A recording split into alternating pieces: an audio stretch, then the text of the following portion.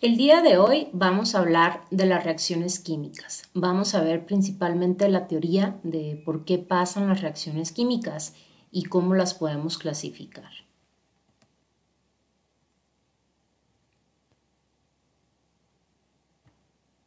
Antes de eso, podemos recordar un poco qué son los procesos físicos y químicos de la materia.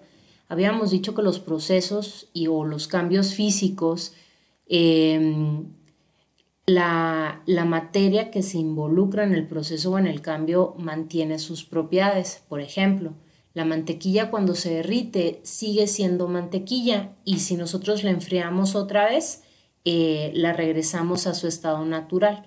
Una botella rota pues sigue siendo vidrio, no le pasa nada al vidrio, sino que cambia nada más la forma que tiene. El nitrógeno gas que respiramos en el aire o el líquido que usamos, por ejemplo, para esas nieves moleculares, siguen siendo nitrógeno, nada más que su estado de energía es diferente. Por otro lado, los cambios químicos, la naturaleza sí cambia su acomodo de átomos, su acomodo de moléculas y entonces tienen propiedades completamente distintas.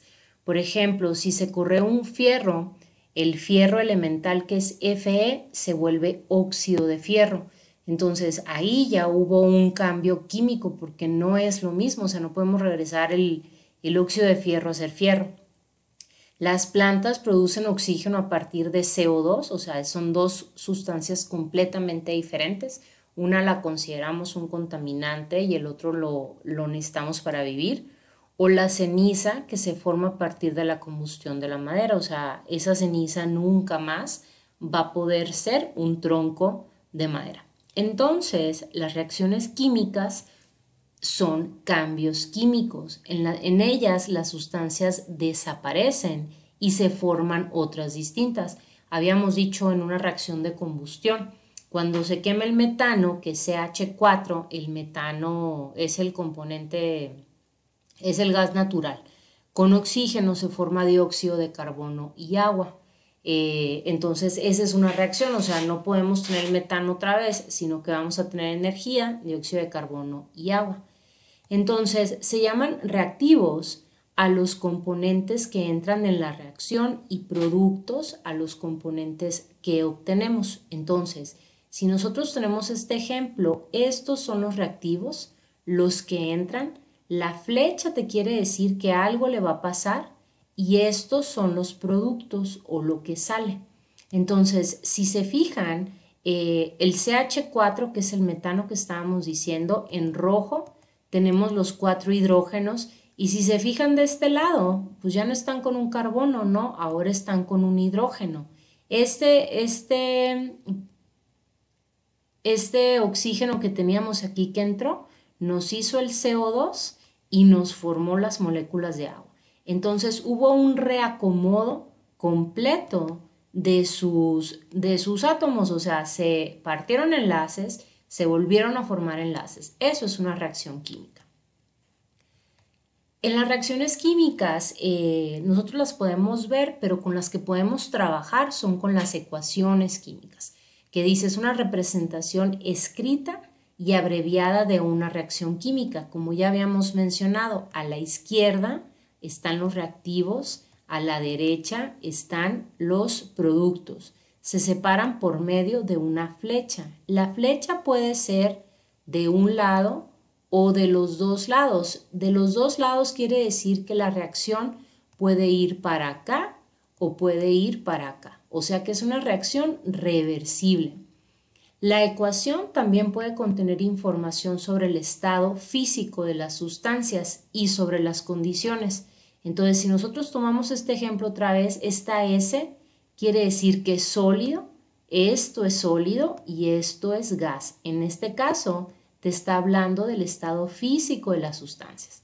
Las condiciones, podemos tener muchas condiciones, por ejemplo, esta te está hablando que la reacción necesita calor, entonces nosotros lo tenemos que calentar, lo tenemos que poner en un horno, etcétera, etcétera, para que esta reacción se lleve a cabo. Muchas veces necesitamos un medio ácido, a veces, o necesitamos una temperatura en específico, 180 grados, por ejemplo. Entonces, estas condiciones de la reacción normalmente van con la flecha. Encima, enseguida, ahí. Entonces, otra vez, tenemos reactivos, tenemos productos, tenemos una flecha que indica que algo está pasando, tenemos estado físico de la materia y tenemos condiciones de la reacción. Entonces, todo eso viene en una ecuación química. Las ecuaciones químicas, para poder trabajar con ella, necesitan estar balanceadas. ¿Qué quiere decir que estén balanceadas? Quiere decir que respetan la ley de la conservación de la masa, porque a menos de que sea una reacción nuclear, los átomos que entran son los átomos que salen, nada más que no están acomodados de la misma manera. Entonces, en este caso, con esta primera reacción que tenemos aquí, tengo yo que entraron 8 átomos de carbono, entonces tengo yo 8 átomos de carbono. Tengo 25 átomos de oxígeno, aquí tengo 16 y aquí tengo 9. Entonces mi oxígeno está balanceado porque el total de los oxígenos del otro lado, aunque no estén en el mismo compuesto, son 25. Entonces, dos cosas, ¿no? Entonces, subscript que está aquí quiere decir cuántos de ese elemento hay, pero también estos coeficientes nos indican el número de moles de esta molécula que yo tengo. Entonces, aquí yo tengo 8 moles de CO2 y 8 moles de CO2 tienen 8 carbonos y 16 hidrógenos. Entonces, para balancear una ecuación, que no es el tema ahorita, tenemos que asegurarnos que en los reactivos entren lo mismo que sale en cuanto a los elementos, a los átomos de cada elemento.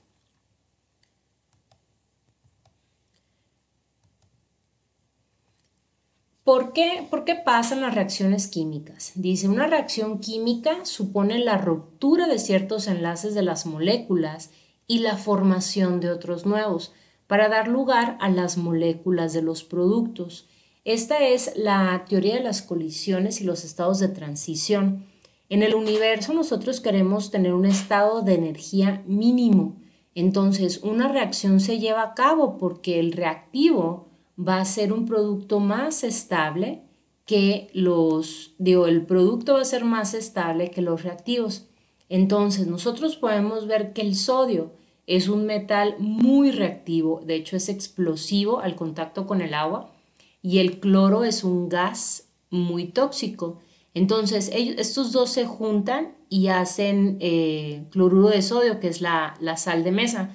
Entonces, en este caso, la sal es un producto muchísimo más estable que cualquiera de los otros dos. Por eso pasan las reacciones. Pero para que pasen las reacciones, nosotros necesitamos de energía. Entonces, en este caso, dice, todas las reacciones químicas pasan por un estado de transición de máxima energía denominado el complejo activo. El estado de transición que tiene acumulada toda la energía cinética de las moléculas que reaccionan y es muy inestable. Entonces, para que algo reaccione, nosotros necesitamos energía. ¿Qué tanta energía?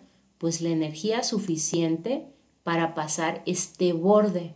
Entonces, en este caso, cuando nosotros mezclamos estos reactivos, necesitamos que se forme este estado de transición que es súper energético. Entonces, este no va a ser estable y rápidamente va a descender a un estado de energía menor. Acuérdense que lo que nosotros queremos tener es un estado de energía bajo para que mi producto sea estable.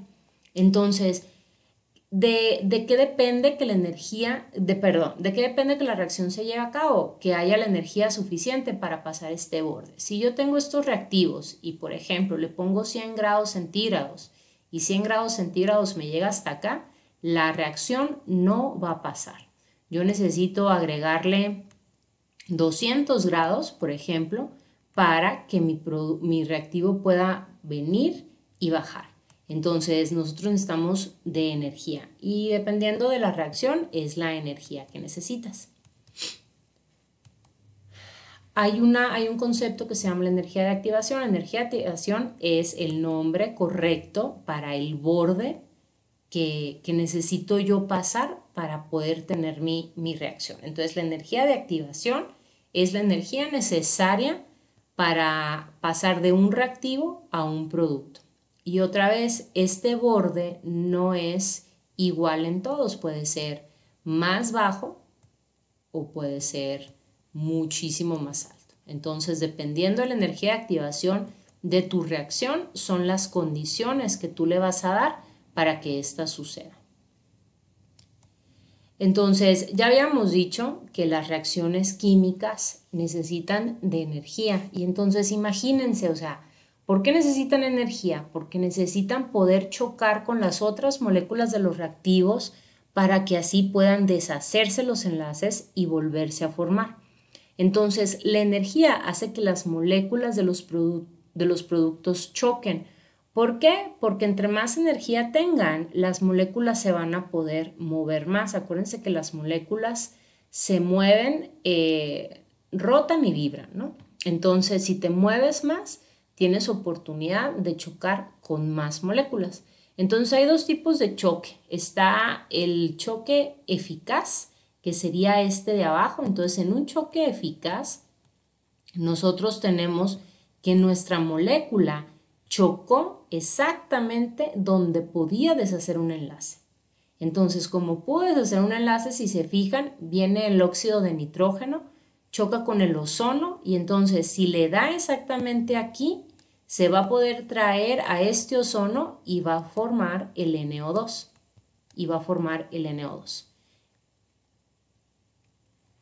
Entonces, en este caso, ese es un choque eficiente.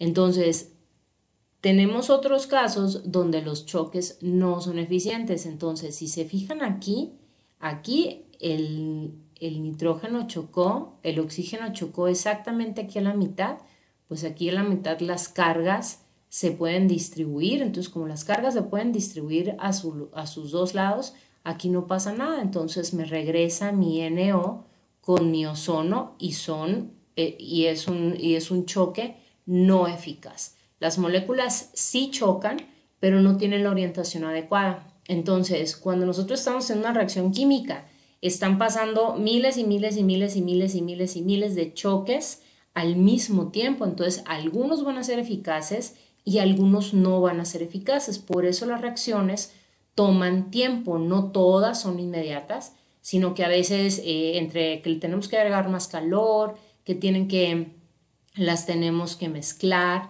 tienen que estar así como los pollos rostizados dando vueltas y vueltas, precisamente para dar pie a que esas moléculas sigan chocando.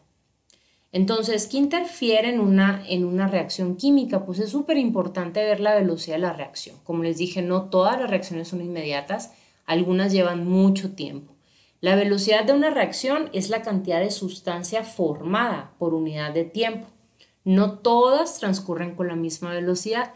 Por ejemplo, los cohetes, los fuegos artificiales de cualquier celebración, esa es una reacción inmediata. Hay tanta energía y les prendemos fuego, o sea, la chispa la ponemos nosotros, que reaccionan inmediatamente, pero también otra reacción que es muy lenta es la oxidación de los metales. Entonces, el ejemplo que tenemos aquí es un carro y ustedes pueden ver ahorita que un carro tiene que tener 30, 40 años para que se le vaya viendo un poco de óxido en algunos lugares, ¿no? O sea, podemos tener un carro por muchos años y el carro va a estar bien, precisamente porque la velocidad de la reacción es muy baja. La energía de activación de la reacción, acuérdense que es el borde que tenemos que pasar para que algo suceda. Si es alta la energía de activación, la velocidad es lenta porque necesitamos mucha energía para poder pasar ese borde. Si es baja, es muy rápido. Entonces, por ejemplo, aquí yo tengo mi fierro elemental y aquí mi energía de activación es muy alta para poder dar el óxido de fierro. En el caso de los cohetes, mi energía de activación es súper baja, entonces esta energía de activación yo la pongo prendiéndoles fuego. O sea, esa chispa es suficiente, pero aquí le ponga chispa, no le ponga chispa, o sea, aquí no va a pasar nada. Entonces, ¿de qué depende la velocidad de reacción? Del número de choques eficaces entre las partículas que reaccionan. ¿Qué otra cosa, qué otras cosas interfieren en la velocidad de la reacción? Pues la naturaleza de los reactivos. Obviamente hay reactivos que se llevan mejor y que determina cuál es la energía de activación de cada reacción. Entonces, por ejemplo, yo les dije, el sodio es un metal muy reactivo, el flúor es un metal muy reactivo, entonces, pues eso sí pueden reaccionar. O sea, eso depende de la propiedad del elemento. La concentración de los reactivos es algo que sí podemos mover nosotros. Dice, la velocidad de una reacción aumenta con la concentración de los reactivos, ya que aumente el número de choques. Pues sí, obviamente, ¿no? Si ponemos 10 moléculas de nitrógeno y 10 moléculas de oxígeno, pues van a chocar más que si ponemos 5 y 5. Entonces, si nosotros le estamos moviendo a la concentración, eso nos puede ayudar a la velocidad de la reacción. O sea, poner soluciones muy concentradas, por ejemplo. Otra es el estado físico de los reactivos. Ya habíamos dicho que una reacción se lleva a cabo si hay movimiento. En los sólidos y en los líquidos el movimiento es muy poco. En los sólidos casi nada más tienen movimiento vibracional. Los líquidos tienen muy poquito espacio para moverse. Pero si nosotros tenemos un gas, acuérdense que los gases ya se mueven por el simple hecho de tener tanto espacio. Entonces, las reacciones entre gases y sustancias en dilución son más rápidas. Cuando nosotros tenemos una solución acuosa, por ejemplo, de un compuesto iónico, una solución acuosa de un compuesto iónico no tiene moléculas juntas, o sea, va a tener sodio, por ejemplo, y cloro en ion. Entonces tú ahí ya ayudaste a la reacción, porque quiere decir que en lugar de estar necesitando energía para romper ese enlace sodio-cloro, la solución acuosa ya lo deshizo. Entonces es muy importante el estado físico. La temperatura, como ya lo habíamos dicho, la velocidad de reacción aumenta con la temperatura porque esa temperatura le da movimiento a las moléculas. Y por último, los catalizadores.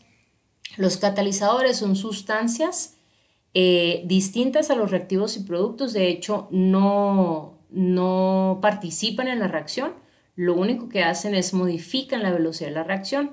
Entonces, los catalizadores, así como pones un catalizador al inicio, te sale tu catalizador al final. Lo único que hacen los catalizadores es bajar la energía de activación. Entonces, si nosotros tenemos esta reacción y tenemos esta energía de activación necesaria, lo que hace un catalizador es que en lugar de tener ese hump tan grande, vamos a tener una energía de activación más pequeña. Entonces va a poder ser un poquito más pequeña. Eso es lo que hace un catalizador.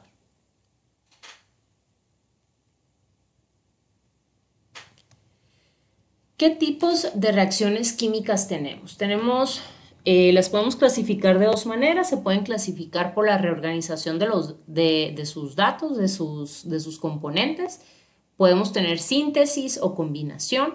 Entonces, en la síntesis o combinación, que sería el primer ejemplo, tenemos que si yo reacciono A y B, me da un compuesto AB. Luego tenemos la descomposición. La descomposición, si se fijan, es el opuesto a la síntesis. En la descomposición yo tengo un compuesto AB y me sale un compuesto A y un compuesto B, o sea, lo deshice. En el desplazamiento, si nosotros podemos ver el dibujo, tenemos un compuesto AB y otro solo que es C. Lo que hace aquí en el desplazamiento o en la sustitución es de que el compuesto C quita el B y toma su lugar.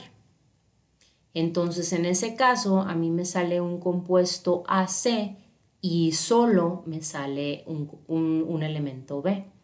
Y en el desplazamiento doble, los dos se cambian. Entonces entra un compuesto AB más CD y luego se cambian y me queda un AC más BD.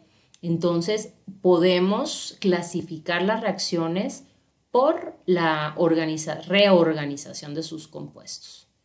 Aquí tenemos algunos ejemplos de síntesis. Por ejemplo, dice la reacción entre dos no metal dan compuestos covalentes. Entonces aquí yo tengo un nitrógeno con hidrógeno y me da amonio. Entonces en este caso yo tengo que N más H me dieron NH3. Aquí dice las reacciones entre un no metal y un metal dan sales, las reacciones entre un elemento de oxígeno dan óxidos, entre un óxido y agua dan hidróxido. Fíjense aquí muy bien que no tenemos que tener elementos solos, sino que dos compuestos me dieron un solo compuesto. Entonces no necesariamente tienen que ser elementos, pero me tiene que dar uno solamente. O sea, mi producto va a ser una sola cosa. Otros ejemplos de descomposición. Tenemos una sustancia se descompone formando dos o más sustancias simples. Por ejemplo, la descomposición del KClO3 me da KCl por un lado y oxígeno por otro. En el desplazamiento sustitución, dice algunos metales reaccionan con ciertos ácidos reemplazando el hidrógeno y formando la sal correspondiente. También tenemos el intercambio o la doble descomposición, que en este caso de aquí abajo, es una reacción de neutralización. Tenemos ácido clorhídrico más hidróxido de sodio que me forman una sal más agua. Entonces una doble descomposición sería un ejemplo, sería una reacción de neutralización. También podemos clasificar las reacciones dependiendo de su mecanismo. Entonces tenemos 4 mecanismos. Tenemos la neutralización, que fue el ejemplo anterior. En la neutralización reacciona una base y un ácido dando sal y agua. Siempre son iguales. Siempre son iguales. Tiene que ser un ácido y acuérdense que los ácidos normalmente, los ácidos tienen este protón, H más, y las bases tienen este hidróxido. Entonces estos dos me forman el agua y los otros componentes me forman la sal. Entonces, dependiendo del mecanismo, uno de los mecanismos es la neutralización. Otro de los mecanismos es la precipitación. En la precipitación se forma un sólido insoluble. A ese sólido insoluble le llamamos precipitado.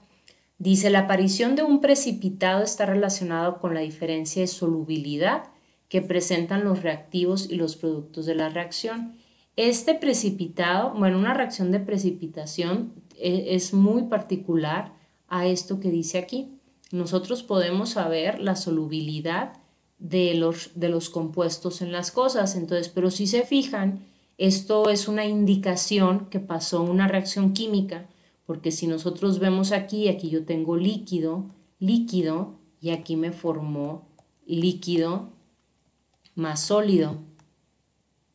Entonces, en este caso, esta es una evidencia que una reacción química pasó. No siempre tiene que haber precipitado, no siempre el precipitado se ve así como una piedra que baja, muchas veces la solución se pone turbia porque el sólido es muy, muy pequeño. Muchas veces ves así como que llueven basuritas, eso también es un precipitado. Entonces no siempre se tiene que ver así como que algo súper grande. Otra de las reacciones, según el mecanismo, son las reacciones redox. Las reacciones redox son las de óxido-reducción. Y en este caso de las reacciones redox, hay una transferencia de electrones. Una se llama agente reductor y otro se llama agente oxidante. Y de los ejemplos más claros de una reacción redox es la fotosíntesis. Y por último, tenemos una reacción de combustión. Entonces, en una reacción de combustión, igual que neutralización, siempre es la misma. Tenemos que tener un combustible que se queme. Ese combustible tiene que tener carbono en cualquiera de sus presentaciones. Tenemos que tener oxígeno que iba a formar siempre dióxido de carbono y agua. Entonces, el agua no la tenemos que ver, puede ser vapor de agua, no es que vaya a salir un chorro de la reacción, no, eso no tiene nada que ver. Va, va a haber desperdicios, va a haber sólidos de aquellos que no se quemaron y va a haber una liberación de energía, que es normalmente por lo que hacemos una combustión, porque queremos esa energía que sale de esa reacción. Entonces, nada más para resumir lo que hemos visto las reacciones químicas y por qué se dan, hemos visto algo bien importante que es la energía de activación, vimos los tipos de choques y por qué unos hacen una reacción química y los otros no, vimos qué es la velocidad de reacción, vimos que interfieren las velocidades de la reacción, vimos los tipos, la clasificación de las reacciones químicas según su mecanismo y según el acomodo de sus átomos. Entonces, esto es todo para reacciones químicas.